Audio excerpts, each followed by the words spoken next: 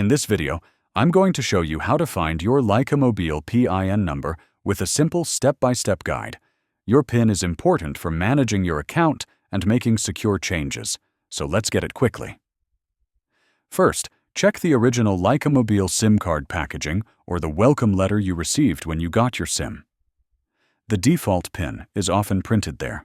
If you don't have the packaging, try the default PIN, which is usually 0000 or 1234. Many Lycamobile SIMs use one of these unless you've changed it.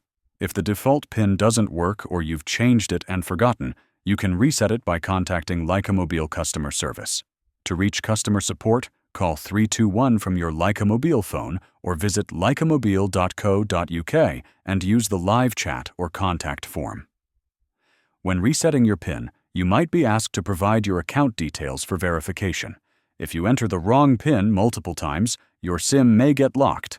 In that case, you'll need your PUK code to unlock it, which you can also get from Lycamobile support or your online account. Remember to keep your PIN and PUK codes in a safe place for future use. That's it!